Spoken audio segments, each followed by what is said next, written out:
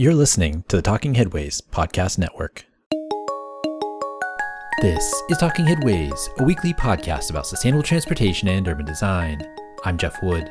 This week we're finally doing it. We're going to Kingwood, Texas, and talking about the greenbelt trail system I've been telling everybody about for years. This is a storytelling episode, so I hope folks enjoy hearing about NASA, timber companies, bike trails, and Houston's bayous. Stay with us. Today's podcast is brought to you by our super amazing and kind Patreon supporters. We appreciate you all keeping this show and Mondays at the Overhead Wire going. To join this merry band of bus riders, bus drivers, and chupistas, go to patreon.com/theoverheadwire. $2 a month gets you some stickers and a handwritten note sent with a cool train station stamp. $10 a month gets you one of our transportation scarves. And if you want to just give a single $1 a month, you'll be able to get the podcast with 0 outside ads or podcast recommendations in Patreon. We'll leave information in the show notes about how to get the show in your podcatcher. We'll also recently put up some bonus material, including audio of my first ever e-bike ride, and have a weekly free post from our newsletter intro, so check it out if you haven't already. And speaking of scarves, get your heavyweight bus and bike scarves. You'll definitely need one for you, your friends, your colleagues, just to show everyone in that city hall or legislature your advocacy in clothing that won't get taken by security on the way in. If you want to get one of the bus or bike scarves or the lightweight bike scarf for hot climates, visit theoverheadwire.com or support us on Patreon. But there are many other ways to support the show, including buying books from us on the bookshop site, either the books from our authors that we interview or any book you like. bookshop.org/shop/theoverheadwire. And find our Cars Are Cholesterol merch at bit.ly/carsarecholesterol.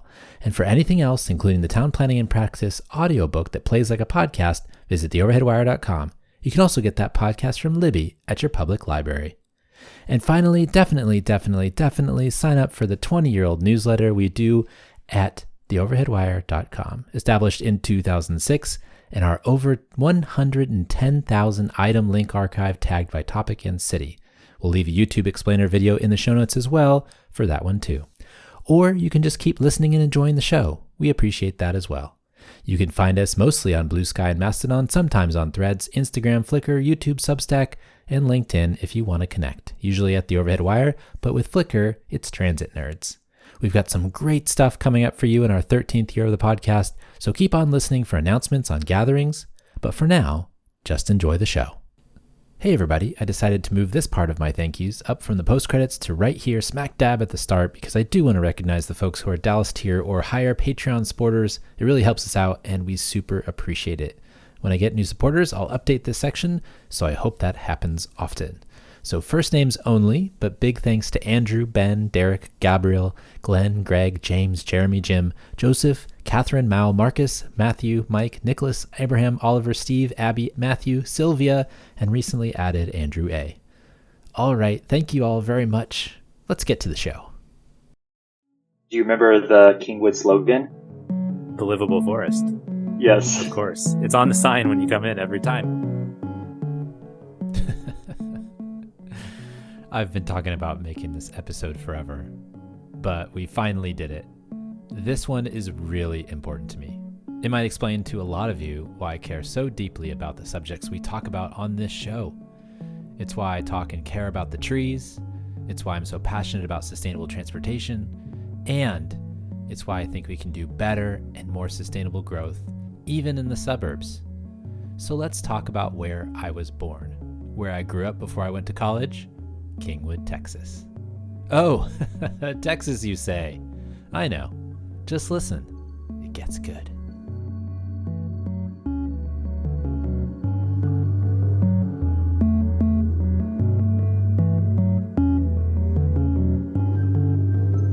But it's not just me that's been impacted by Kingwood, Texas. Other folks you may know remember it fondly as well.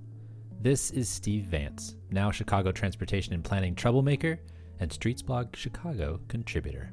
My story will only be from when I was 6 to 11. I did not think about the benefit of living in Houston when we moved there. It only came to light when we moved away from Kingwood in '96 to Batavia, Illinois. And then my perspective and appreciation for the design of Kingwood changed again when I visited Houten in the Netherlands. Before we get to Steve and his coming epiphany, I wanted to stop and tell you more about Kingwood. Because to understand where we want to go, we have to look back at where we came from. Kingwood is a master planned community on the northeast edge of Houston. Looking at a map of the city, it's on the top right. It was actually annexed by the city of Houston in 1996, to much derision. I can still remember the fear opponents instilled in the community, complaining about Houston taking over and giving us a single fire truck for every 3 we already had. Lots of editorial cartoons, lots of vitriol. Before annexation, where did this place come from? We could probably talk all day about politics and suburban growth, and you could do a whole episode on leapfrog growth in the state of Texas. But Kingwood started out as a series of municipal utility districts, MUDs, entities enabled by the state stitched together to allow developer to fund infrastructure basically anywhere they wanted. It also started out as a vision from an unusual place, the oil company now known as Exxon. I went to the University of Texas at Austin. I went to George Washington University Law School at night in Washington, D.C. And then I came back to Austin and started a 2-year MBA program that was interrupted by the Vietnam War. That's John Walsh, part of the development team that built Kingwood and the main planning coordinator at the time. Interestingly, his own personal growth and development matched another movement raging around the country, the creation of new towns. When I was in Washington, I was thinking of becoming an attorney. I never did, but at that point in the Northeast where I was, there were 2 new towns being developed, Columbia and Reston. And on the West Coast, Irvine Ranch was being developed as, in quote, new towns. And that got me interest because my professional report was on the social impact of community development. I was just fascinated with the whole concept of how land planning and community development could influence the cultural and social aspects of a community and trying to optimize the positive factors associated with human interaction. I heard that Friendswood was getting started, and I lived in Houston, so I guess it was either lazy or a good fit to come back to Houston. Friendswood had actually been initiated by Humble on their own, and they started the development of a heavy industrial park called Bayport on the Houston coastline. They wanted to have a new town next to Bayport, and so they engaged Del Webb, who was a retirement home developer from Arizona. And he started the development of Clear Lake City. Clear Lake City had been the brainchild of Houston developers who had brought NASA to town. Humble Oil, later subsumed by Exxon in 1972, had donated 1,000 acres for NASA. But the remaining pieces of Humble Oil's ownership of the land in the West Ranch made them now the developer of one of the largest new towns in the country. At the time, oil companies weren't really into creating residential communities, but with all the excess land, it became a new way to make money on existing assets. Fueled by federal funding of the interstate highways and home mortgage programs, cities spread out. And unlike new towns in Europe, which were publicly financed and constructed, private companies were in control in the United States. By the time the 1960s came around, critics wondered whether the energy could have been better used to reinvest in cities. In a 1971 design competition, New York-based architect Robert Schofield noted, "The problem of core cities very closely relates to what happens outside of the cities, which implies the whole question of new towns. Many of the proposals are just more suburbia cut a little differently. Maybe the real question is whether suburbia is valid." But despite the public criticism, suburban-style development continued. Humble got unhappy with the way Del Webb was developing the community, so they got rid of Del Webb, and that's when they put John Turner in charge of Friendswood. Del Webb was a very popular Sunbelt developer, now known most famously for senior living communities around the country. But after completing the plan, Humble Oil purchased Del Webb's rights to develop Clear Lake City and started their own venture, Friendswood Development Corporation. Friendswood would also manage the industrial development of Bayport, which connected to Houston's new deepwater port on the Ship Channel. Then, John Walsh gets involved. In those days, we all did kind of everything. There were only, I think, 6 of us at the time. So I was a planning coordinator. I did the financial analysis. And I've always been interested in landscape architecture and green space and a big supporter of parks. So it was natural that Mr. Turner would ask me to serve in that role, even though I wasn't a professional planner or landscape architect or land planner. Humble had been a partner with the King Ranch in South Texas on oil and gas exploration. And so we approached, John Turner had hired me, and so we approached the King Ranch, Mr. Jim Clements, his son Jamie Clements, about partnering to develop Kingwood. And we were fortunate enough to find out that the Foster Lumber Company was selling their acreage. I don't know why, but they were selling 50,000 acres in East Texas. So we bought the 50,000 acres in joint venture with the King Ranch. King Ranch was helping to fund a development on forest land, working with Friends Wood Development Company, thus Kingwood. And so John Walsh was in charge of doing the master plan design for the site. Although he was interested in planning and architecture and knew about new towns in Columbia, Maryland and Reston, Virginia, created by James Rouse and Robert Simon, he needed some help.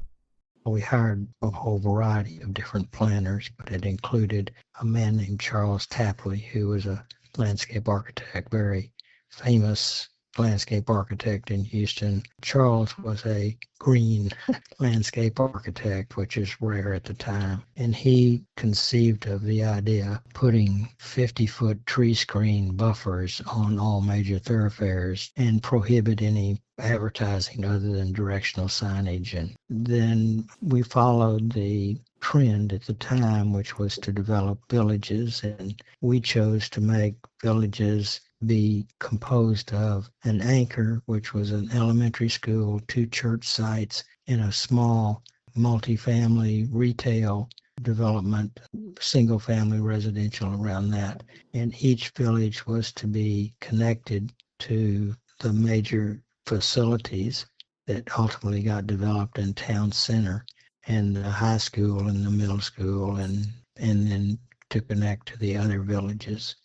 So you could walk on greenbelts to other villages or to the town center or whatever. So Kingwood was developed as a series of individual villages with central community swimming pools, networked together with greenbelts of trees on major thoroughfares. Individual developers were limited in how many trees they could cut down on a lot, so it felt like residents were living in a forest. The signature name of Kingwood, you may remember, is called the Livable Forest. And that was the whole idea, that we were about the forest. But the key for me was the development of the greenbelt trails, concrete bike and walking paths which connected every village pool and were continued throughout the whole master plan. A key to how those greenbelts were ultimately designed was architect Charles Tapley. You know, Charles was a folk hero here in Houston. We all loved him. He was fantastic. I mean, he was an inspiration. Charles was trained at Rice as an architect, but he had a love for landscape and became one of the first, to my knowledge, landscape architects that was also an architect. That's one of Charles' colleagues, Bill Neuhaus. And I had the feeling that Charles could grow plants in asphalt. In fact, I saw him do it at least once. Charles was different among most architects at the time in that he was thinking about nature and how to harness its potential rather than cut through it. This was most apparent when he and his colleagues started rethinking Buffalo Bayou, the waterway that cuts through downtown Houston. I just started to work with Charles, and I guess that was maybe 1972. He had a lot of interest in the same things, both landscape and architecture. And that sort of led to fantastic opportunities that we got into. One of those opportunities was rethinking the concrete channelization of Buffalo Bayou. That's Jerry Lunow, another of Charles's colleagues at the time. They knew that there was a better way to think about the bayou, which channels water away from Houston into the ship channel and out to the Gulf of Mexico. We had first got really interested just canoeing the bayou and realized what a great potential it had. When you're on the bayou, at most places, it's 3 feet down below the main grade of the city above, and you don't even see the rest of the city. You're in a world at your own almost, among whatever vegetation is along the banks or not. Bill notes it wasn't the first time the idea for a greener bayou had been generated. I think it was Hare and Hare did a master plan for Houston. I'm saying 27, it may have been earlier. It was all about a network of bayous as green trails. And what has happened, and this is partly because of Charles, as Houston has matured and developed, the bayous have become not just drainage. You remember how many of the bayous have been concrete channeled. Now, like Buffalo Bayou is now a linear park, which is what Charles envisioned. In fact, it was envisioned originally in that 27 plan. So they went to the Parks Department and got permission to think deeper about Buffalo Bayou and drew up some schematics of how to rethink the natural plumbing system that was previously created by the Army Corps of Engineers to deal with flooding. And so we overlaid some of their topographic work, and you saw the bayou waterway and the public land or whatever that was related to the bayou and all the infrastructure about bridges and over places, and just emphasize that. And that's where we realized what a great waterway, open space, master plan potential that had. They got so excited about it, they invited local leaders to do a canoe trip to see what they were talking about. We got a group together, various council people, the owner of the Houston Post, one of the key papers in the city, and other dignitary people or whatever else, and put together a canoe trip starting up at Memorial Park. And we're going to float the length of it down to Main Street. And we also set up just before Sabine Street. There was a little open space there that had a few picnic tables and a parking place that you could get to off of Allen Parkway. So we planned to have a stop off there for a lunch picnic. And so the day started, we were assembled in Memorial Park and got canoes going and down, and it was just a little bit, it started raining. By the time we got to Shepherd, it was just a super downpour rain. Some of the outfall 3-foot diameter pipes that were higher up, they were shooting water out into the bow and across, and just getting heavy duty rain falling right on you. These big outfalls throwing water in, a bit of confusion and chaos in the process. Several boats turned over. Everybody's in a heavy drenching deal. And we got down finally to where we were going to have the picnic and got out there, and there was little shelters over the picnic table. The people were all standing and huddled underneath and telling all these incredible whitewater experiences right here in Houston. This great harrowing but incredible experience that has happened in this process. But anyway, just it was a different deal, just talking about this experience that had just happened here. That gave a lot of attention to whatever outdoor adventures or outdoor space that existed here in Houston, and that sort of set that process. They realized that instead of channeling the water just for drainage, there were more opportunities for recreation and conservation by slowing the water and creating space for it. They used outflows and surrounding vegetation to slow the water from its previous channelized fast pace, and even connected them with a trail. Charles had gone to school with the son of Mr. Brown of Brown and Root, and Charles got the son to provide a grant or money towards one of the first developments there from Sabine up to Memorial. A memorial to Mr. Brown for, as calling the first reach Brown and Root or Brown Memorial. And that was our first big project of getting things installed in a way that was, we get go ahead to actually get down to detail and let's build some things here in the first example. This was the first piece of the restoration from basically a channelized waterway into one of Houston's most prized open spaces. We then in time got a coalition formed that began to work to look towards the future and care of the bayou. It was Buffalo Bayou Coalition, which changed eventually into a much bigger name that still looks towards the development and future and maintenance and care of Buffalo Bayou now. Now the Buffalo Bayou Partnership leads the planning and stewardship of a 10-mile stretch of the Buffalo Bayou and its adjacent open spaces through downtown Houston. As Charles, Jerry, Bill, and their team were working on the Blue Bayou project, a new project got going in Kingwood. Again, Bill Neuhaus. I've been there about 2 years. One thing we were doing at that point in time, which I think may have been the catalyst, we were doing what we call Blue Bayou. It was taking Buffalo Bayou as it ran through Houston and doing a study of a very critical 9-mile section. And we were having to fight off the people who wanted to concrete it and everything else. We had a very different vision than they did. It was the precursor to what is going on now. There have been a number of people who have taken the bayou concept that was developed and continued to develop it. And I think that brought Charles to the attention of Kingwood Development, which was an arm of Humble Oil and Gas at that point in time.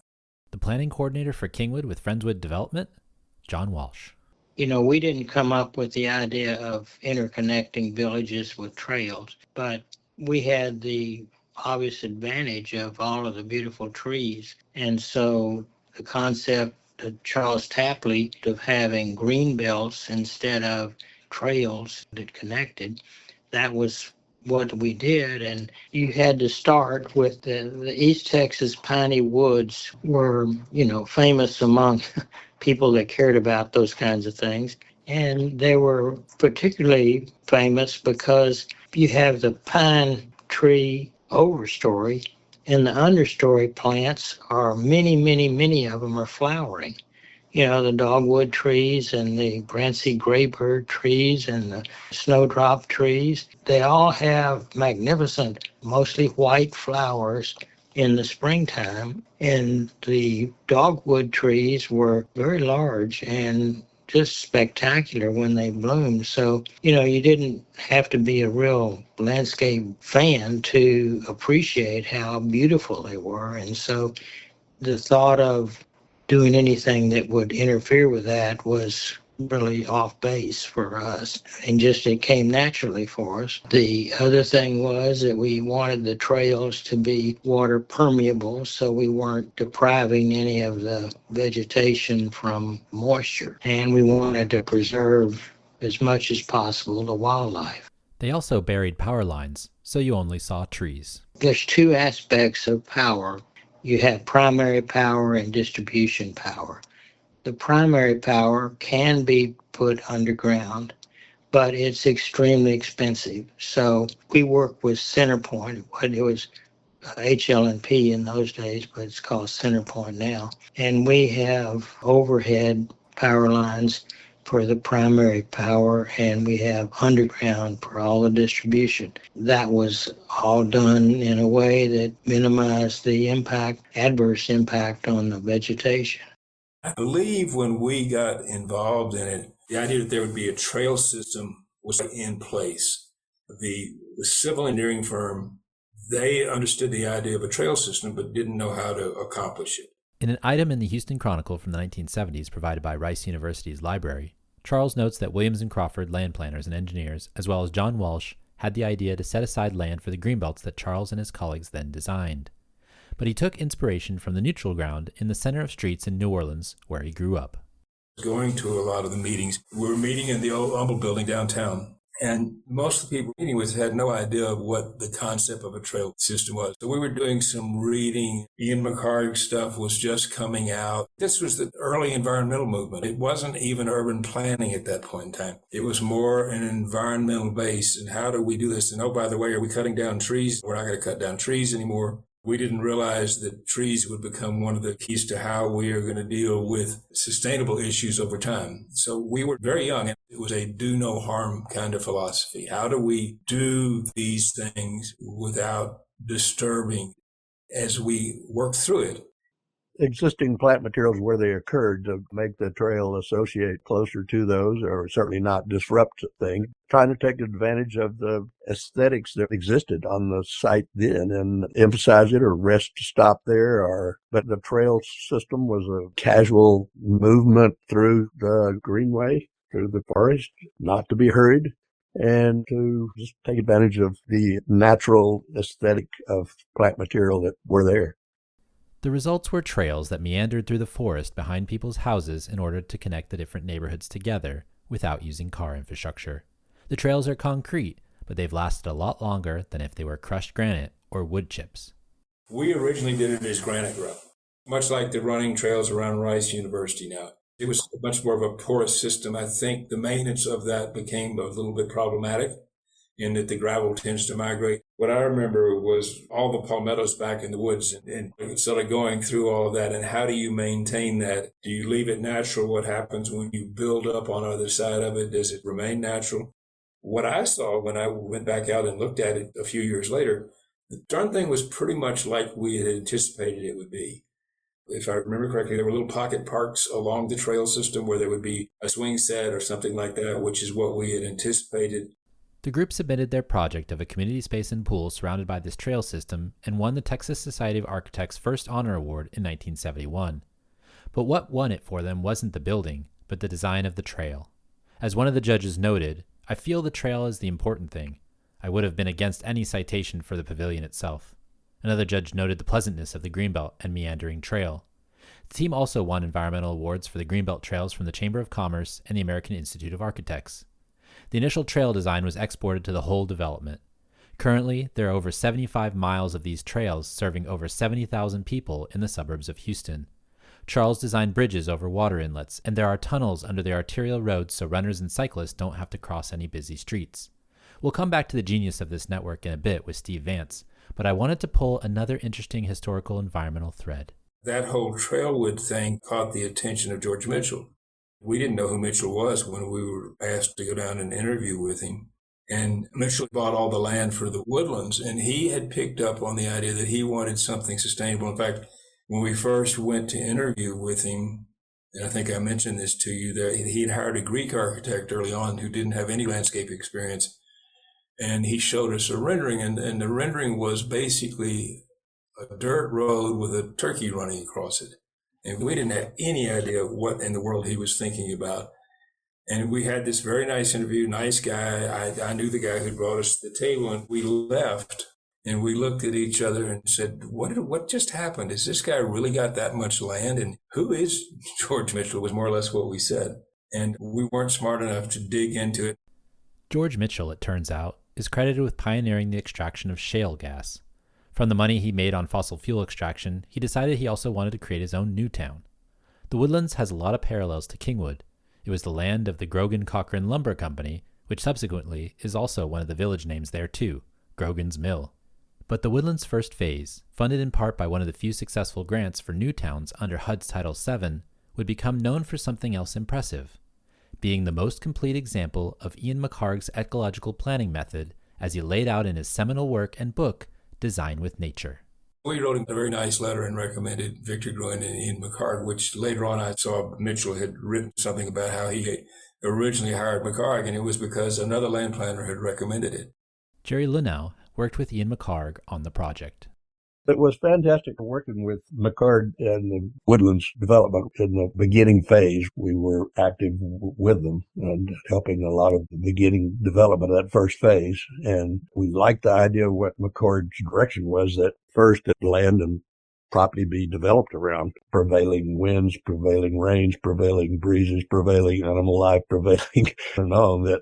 Those kind of patterns laid down to determine some of how the development moved. And all this was part of a larger movement that was implemented by individuals like John Walsh, Jerry Lunow, Bill Neuhaus, and Charles Tapley, who cared deeply about the environment. We did feel that we should work much more within the bounds of the environment than to just bulldoze it away and build back something else. To try to work more with the environment, with part of it being a base of the development. And through a number of projects we had, I would say that it's how to keep part of the environment is there. Just recognize the environment much more than the way of scrape it all away and bring back whatever new is to either replace environment and or get as much of the concrete down on the ground as you can. Charles was a great speaker. Charles had wanted to major in journalism first, and what he had planned to go in college, but then he switched to architecture and graduated from Rice in architecture, but was very interested in the landscape side of everything also, which is one of the key things, as well as him being an architect that I went to work with him first, that he was interested in landscape as well. Both of us became registered landscape architects as well. And that architecture needed to relate to the earth and to the site more than just an architectural building set on the surface somewhere, and the beauty of all this architectural box put there. It needed to relate to the earth, the environment of other forms of life that are needed to go on around the building, birds, bugs, all the other parts of our environment that we don't recognize as so part of the energy of the earth. Their environmental work has impacted me personally, and interestingly enough, the state high school cross-country running landscape. Training on trails envisioned by Walsh and Tapley, even influencing the Woodlands design, in a 30-year period starting in 1981, Kingwood High School, or a Woodlands High School, won the state 5A cross-country title 26 times. That's a positive infrastructure effect. But that infrastructure of the greenbelt trails reminded Steve Vance of something else, the Netherlands. I did not think about the benefit of living in Houston when we moved there. It only came to light when we moved away from Kingwood in 96 to Batavia, Illinois.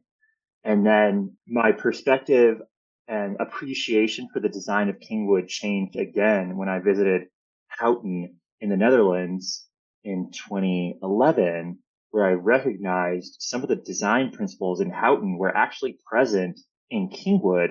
And I was shocked that somebody in the 70s had this idea that has been replicated 4,000 miles away at around the same time. But also, I think in Davis, California, there are some parallels between Kingwood and their bike path system and Davis's bike path system. That Steve brings up the Netherlands is an interesting intersection. Throughout the production of this episode, I couldn't shake thinking about how the United States and the Dutch diverged in the 1970s. In 1973, an oil crisis hit and prices spiked. To many people, this is a line of demarcation. Gary Nelson notes that 1973 is the year that petroleum killed America, and auto-oriented sprawl clearly won out over communities designed for active transportation like walking, biking, and transit. Some countries, such as the Netherlands, made deliberate choices, moving towards less energy-intensive modes as the United States shifted further towards auto dependence.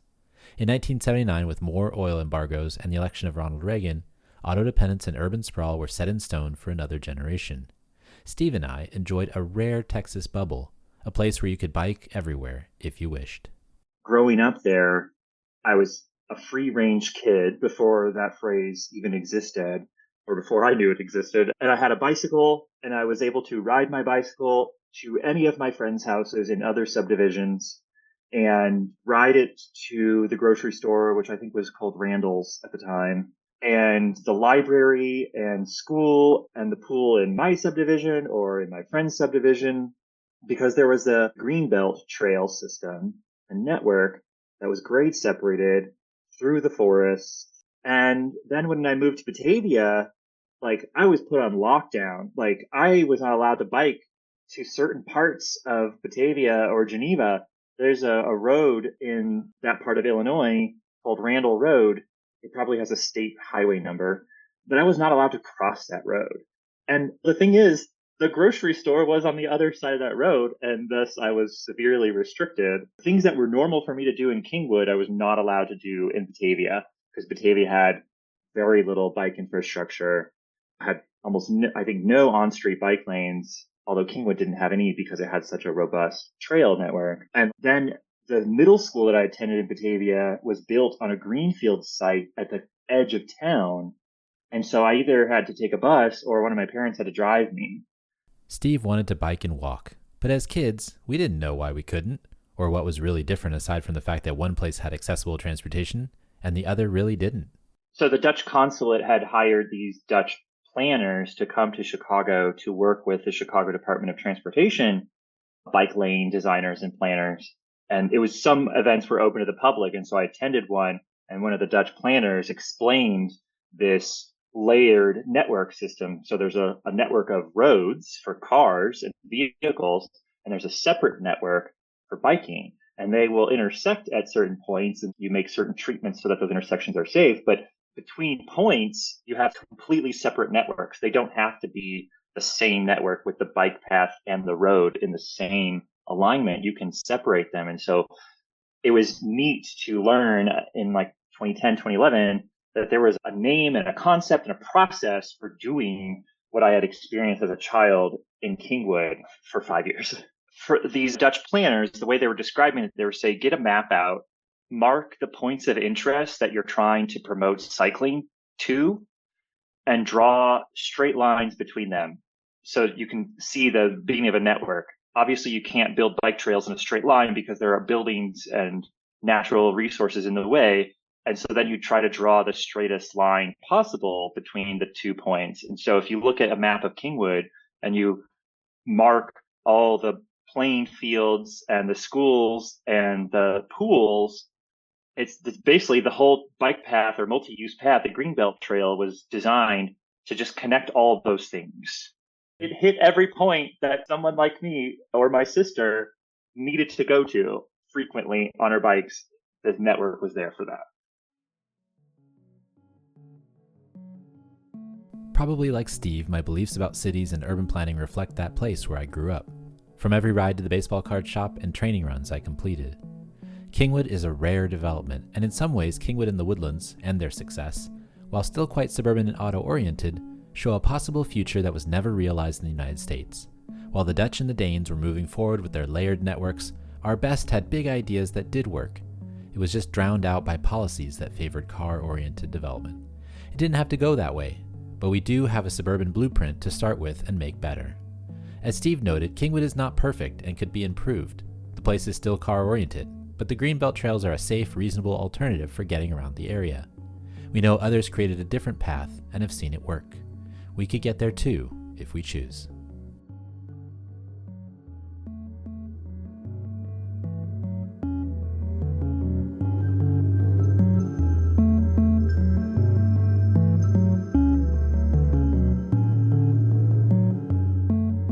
A few thank you notes before we finish up here. The Houston Review, The West Ranch by Amy Bacon. I reviewed that. It was a really great piece. You can find it on Google. Rice University's library and the Charles Tapley Archive. They were super helpful in sending me archived articles and reports and other things from Charles's archive that talked about the Greenbelt Trails, as well as some of those competitions that they were a part of. Fritz Steiner at the University of Pennsylvania, who has brought back the idea of thinking about Ian McHarg and many of the folks at the University of Pennsylvania at the time who wrote a number of books rethinking design with nature. Gary Nelson and his Substack were really helpful in this, as well as all of the interviews that we did with our friends Jerry Lunow, Steve Vance, and John Walsh. We've been working on this project since 2023. It's taken a long time to put it together, obviously, and unfortunately in that time period, Bill Neuhaus passed away. I just want to say thanks, Bill, for all your contributions to Kingwood and to the profession. May you rest in peace.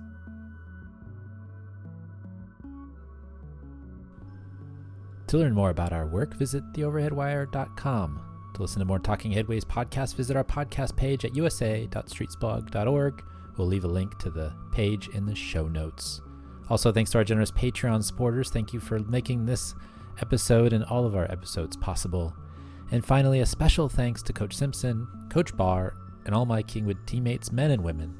And if you get a chance, take a bike up to Kingwood and just ride around on the Greenbelt trails for a day. It'll change your mind.